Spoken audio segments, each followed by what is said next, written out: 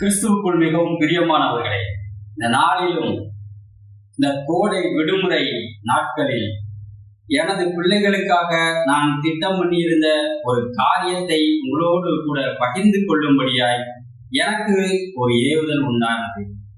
ஆகவே இந்த பதிவிலே அதை நான் உங்களோடு பகிர்ந்து கொள்ள நான் ஆசைப்படுகிறேன். நாம் நம்முடைய பிள்ளைகள் நல்லவர்களாய் வளர வேண்டும்.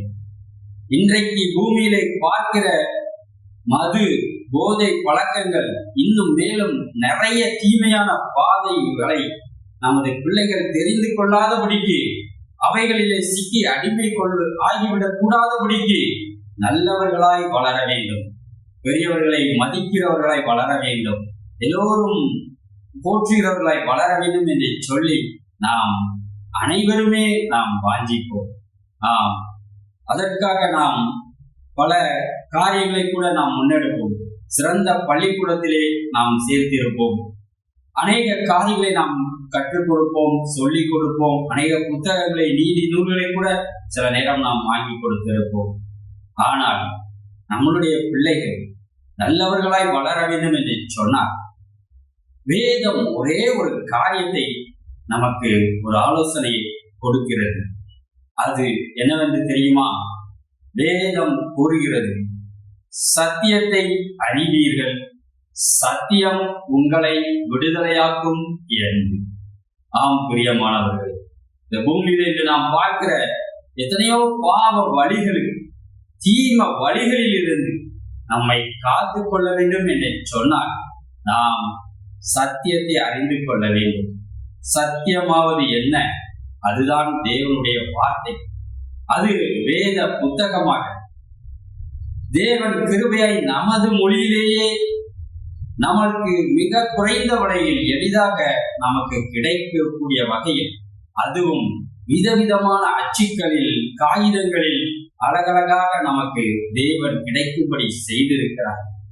இந்த சத்தியத்தை நமது பிள்ளைகள் அறிந்து கொள்வார்கள் என்று சொன்னார், அவர்கள் இந்த பாவ வழிகளில் இருந்து வேத வசனம் கூறுகிறபடி, தேவனுடைய வார்த்தை நமக்கு வாக்கு கொடுக்கிறபடி, சத்தியத்தை அறிவீர்கள், சத்தியம் உங்களை விடுதலையாக்கும் என்று அந்த சொன்ன வாக்கு தத்தத்தின்படி நமது பிள்ளைகளை பாவ வழிகளில் இருந்து ஒரு விடுதலை கொடுத்து, பாவ வழிகளுக்கு செல்லாதபடிக்கு ஒரு விடுதலை பெற்றவர்களாக, சுயாதீனம் உள்ளவர்களாக வாழ்வதற்கு தேவன் நமக்கு உதவி செய்வார்.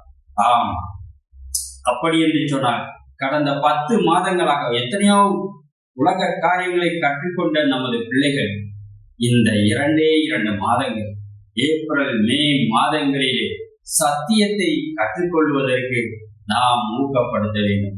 எப்படி இந்த 10 மாதங்கள் தினமும் காலையில் இருந்து மாலை வரை பள்ளிக்கூடத்தில் படிக்கிறார்கள், அதன் பின்பு வந்து மாலையிலே வீட்டிலே படிக்கிறார்கள். எவ்வளவு தூரம் திங்கள் முதல் வெள்ளி வரை இந்த பிள்ளைகள் படிப்பை தவிர வேற எதற்கும் முக்கியத்துவம் கொடுக்காதபடி கண்ணும் கருத்துமாய் நாம் இந்த பிள்ளைகளை நாம் உலக கல்வியை கொடுத்து அதை நாம் வளர்த்தோமோ, அவர்களை அதே போல, அதே முக்கியத்துவத்தோடு, அதே அக்கறையோடு, அதே கவனத்தோடு இந்த 2 மாதமும் வேதத்தை கற்றுக்கொள்வதற்கு, இந்த சத்தியத்தை அவர்கள் அறிந்து கொள்வதற்கு நாம் பெரும் முயற்சி எடுத்தோம் என்று சொன்னால் நம்மளுடைய பிள்ளைகள் கண்டிப்பாக நல்லவர்களாகத்தான் வளருவார்கள்.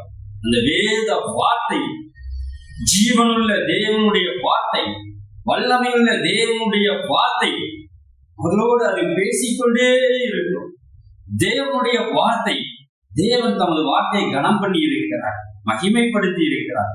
அந்த வார்த்தை அவர்களோடு பேசிக்கொண்டே இருந்து அவர்கள் தீய வழிக்கு செல்லாதபடிக்கு, அந்த மாம்சம் அவர்களை இழுக்கும் பொழுது, உலகம் அவர்களை இழுக்கும் பொழுது, நண்பர்கள் அவர்களை இழுக்கும் பொழுது, இந்த தேவனுடைய வார்த்தை, வல்லமையுள்ள வார்த்தை, அந்த கேடான சிந்தைக்கு, செயல்களுக்கு அவர்களை விடுதலையாக்கி நமது பிள்ளைகளை நீதியுள்ள பிள்ளைகளாய், உண்மையுள்ள பிள்ளைகளாய், பரிசுத்தமுள்ள பிள்ளைகளாய், பிரயோஜனம் உள்ளவர்களாய், நமக்கு சந்தோஷத்தை உண்டு பண்ணுகிற நல்ல பிள்ளைகளாக தேவனுடைய வார்த்தை, அந்த சத்தியம் அவர்களை மாற்றும் பிரியமானவர்களே. ஆகவேதான் எவ்வளவு தூரம் 10 மாதங்கள் உலக ஞானத்தை கற்றுக்கொள்வதற்கு நாம் முக்கியத்துவம் கொடுத்தோமோ, அதே போல இந்த 2 மாதங்களும் தேவ வார்த்தையை, சத்தியத்தை பிள்ளைகள் அறிந்து கொள்வதற்கு நாம் முயற்சி எடுத்து பிள்ளைகளை நாம் பழகி விட்டு விட்டோம் என்று சொன்னால், அதற்கப்புறம் அவர்கள் நல்லவர்களாய் இருப்பார்கள். கரைபடாதபடி தங்களை காத்துக் கொள்ளுவார்கள். இன்றைக்கு இந்த கொடுமையான பாவ உலகத்திலே அவர்கள் ஒரு நல்ல வழியை நடப்பதற்கு ஏதுவாக அவைகள் இருக்கும். ஆம் பிரியமானவர்களே, தேவன் என்னுடைய இருதயத்திலே நான் எப்படி திட்டம் பண்ணினேன் என்று சொன்னால், நீதிமொழிகள் 31 அதிகாரங்கள் இருக்கிறது நீதிமொழிகள் புஸ்தகத்திலே. அந்த தினமும் ஒவ்வொரு அதிகாரம் மனப்பாடமாக பிள்ளைகள் படித்து அவைகளை எழுதவும் அவர்கள் செய்து முடித்து விட்டார்கள் என்று சொன்னார். ஒருவேளை காலை முதல் மாலை வரை அல்லது மதியம் வரை ஒரு அதிகாரத்தை அவர்களுக்கு படிப்பது மிக மிக எளிதான ஒரு காரியம். நமக்கு ஒருவேளை அது கடினமாக கூட இருக்கலாம். ஆனால் சிறு பிள்ளைகளுக்கு அப்படி ஒரு அதிகாரம் படித்து எழுதுவது அவர்களுக்கு மிகவும் எளிதான ஒரு காரியம். மனப்பாடம் செய்வது எளிதான ஒரு காரியம். இதுதான் அவர்களுக்கு சரியான ஒரு வயது, சரியான ஒரு நேரம். இந்த காலத்தை நாம் பிரயோஜனப்படுத்தி பிள்ளைகளுக்கு சத்தியத்தை நாம் இந்த 2 மாதங்கள் கற்றுக் கொடுத்தோம் என்று சொன்னார்.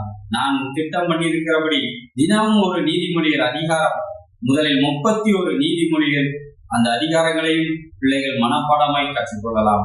தமிழிலும் ஆங்கிலத்திலும் கூட கற்றுக்கொண்டு மனப்பாடமாக எழுதுகிற அளவுக்கு அவர்கள் தேர்ச்சி அடைந்தார்கள் என்று சொன்னார். இந்த கோடை காலத்தை நாம் பிரயோஜனமாய் பிள்ளைகள் பயன்படுத்தி இருப்பார்கள். அவருடைய எதிர்காலத்திற்காகவும் அது அவர் பிரயோஜனமாய் இருக்கும். நாளை அவர்கள் நம்மை பெற்றோர்களை வாழ்த்தவும் அது ஏதுவாக இருக்கும். ஆம் பிரியமானவர்களே, இந்த திட்டத்தை என் இதயத்திற்குள் இருந்தது. அதை உங்களோடு பகிர்ந்து கொள்ளும்படியாய் தேவன் ஏவினபடியால் இதை இந்த நாளிலும் உங்களுக்கும் நான் கற்றுக் கொடுக்கிறேன். நம்மளுடைய ஆலயங்களில் அதற்காக தான் ஓய்வு நாள் பாடசாலைகள், BBS என்றெல்லாம் நடத்துகிறார்கள். அவைகள் பிரயோஜனமானதுதான், நல்லதுதான். ஆனால் என்னுடைய இருதயத்திலே என்ன இருக்கிறது என்று சொன்னால், நம்மளுடைய பிள்ளைகள் பாலை உண்ணுகிறவர்களாய் மாத்திரம் இருக்கக்கூடாது. ஏனெனில் அங்கு 50 பிள்ளைகள் 100 பிள்ளைகள் வரும் பொழுது ஒரு சிறு காரியத்தை எடுத்து அதை நன்றாக பிள்ளைகளுக்கு கற்றுக் கொடுக்க வேண்டும் என்றுதான் அவர்கள் முயற்சிப்பார்கள். பாலை உண்ணத்தக்கவர்களாய் இராமல் நம்மளுடைய பிள்ளைகள், நான் நினைப்பது, வளமான ஆகாரத்தை உண்கிறவர்களாய் மாற வேண்டும் என்று நான் வாஞ்சிக்கிறேன். அந்த சிறு ஒரு காரியம் அவர்களுக்கு பத்தாது. முழு அதிகாரத்தையும் அவர்கள் படிக்க வேண்டும். இந்த விடுமுறை நாட்களில் முழு நீதிமொழிகளையும் அவர்கள் மனப்பாடமாய் கற்றுக்கொள்ள வேண்டும்.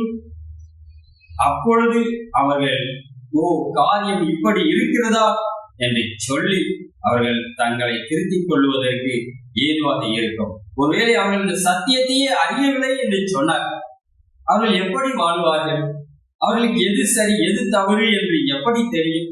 நாம் எப்படி எல்லா காரியத்தையும் பிள்ளைகளுக்கு நாம் கற்றுக் கொடுக்க முடியும்? அநேக காரியங்கள் அந்த நீதிமொழிகளிலே இருக்கிறது. பிள்ளைகள் அவர்களை கற்றுக்கொள்ள வேண்டும். உதாரணமாக, எனது மகனை சமீபத்தில் ஒரு இடத்திற்கு அழைத்து சென்றிருந்தேன். அங்கே ஒரு வேத வசனம் இருந்தது. தூக்கத்தை நீ விரும்பினால் தரித்திரனாவாய் என்று எழுதப்பட்டிருந்தது. எனது மகன் அதை வாசித்துக் கொண்டிருந்தான். அதை வாசித்து அவன் கேட்கிறான், இதே இப்படி இருக்கிறது என்று சொல்லி. ஆம் பிரியமானவர்களே, இப்படி பிள்ளைகள் வேதத்தை, சத்தியத்தை முதலாவது அவர்கள் அறிய வேண்டும், வாசிக்க வேண்டும். அப்பொழுதுதான் அவர்கள் அதை குறித்து சிந்திக்க தொடங்குவார்கள். இதை எப்படி நாம் நடந்து கொள்ள வேண்டும்? தூக்கத்தை நாம் விரும்புவது நல்லதா? பெற்றோருக்கு கீழ்ப்படியாமல் போவது நல்லதா என்றெல்லாம் அவர்கள் சிந்தித்து, இல்லை, நாம் அதை செய்யக்கூடாது, அப்படிப்பட்ட காரியத்தை செய்யக்கூடாது என்று அவர்கள் தங்களை சரிப்படுத்திக் கொள்வதற்கு இந்த நீதிமொழிகள் அவர்களுக்கு ஏதுவாக இருக்கும். ஆம் பிரியமானவர்களே, நம் இந்த பாவ உலகம், இன்றைக்கு நம்மை சுற்றி இருக்கிற உலகத்திலே பாவங்கள் தண்ணீராய் ஓடுகிறது. கொடுமைகள், பாவங்கள் மிகவும் எளிதாக செய்யக்கூடிய வகையிலே அமைந்திருக்கிறது. அப்படிப்பட்ட ஒரு மோசமான, ஒரு சீர்கெட்ட ஒரு சமூகத்திலே, அமைப்பிலே தான் நாம் இன்றைக்கு வாழ்ந்து கொண்டிருக்கிறோம். போதை பழக்கங்கள் எளிதாக கிடைக்கிறது.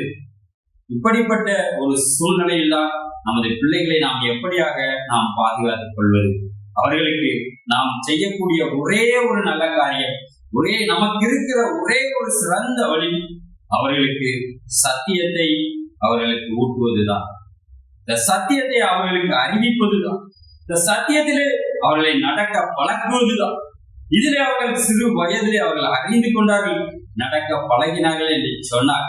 கண்டிப்பாய் தேவனுடைய வார்த்தையினுடைய இந்த சத்தியம் கொள்ளாத வழிகளில் இருந்து அவர்களை விடுவித்து தேவனுக்கு பிரியமுள்ளவர்களாய், மனிதர்களுக்கு பிரியமுள்ளவர்களாய், பெற்றோர்களுக்கு பிரியமுள்ளவர்களாய் ஒரு சிறந்த மனிதர்களாக அவர்களை மாற்றும். நாமும் அதை கண்டு மகிழ்ச்சியோடு இருப்போம். ஆம் பிரியமானவர்களே, இதைதான் தேவன் நமக்கு கற்றுக் கொடுக்கிறார். இந்த நாளில் 10 மாதங்கள் எப்படி நாம் உலக படிப்பிற்கு முக்கியத்துவம் கொடுத்தோமோ அதே போல் இந்த 2 மாதங்கள் பிள்ளைகள் இந்த தேவனுடைய வார்த்தை சத்தியத்தை அறிந்து கொள்வதற்கு நாம் முக்கியத்துவம் கொடுத்து அதை மேன்மைப்படுத்தி அதை நாம் பிள்ளைகளுக்கு நல்லபடியாக அவர்கள் கற்று தேரும்படியாய் செய்து தேவனுக்கு பிரியமான சந்ததியை நாம் மாறுவோமாக. ஆமென்.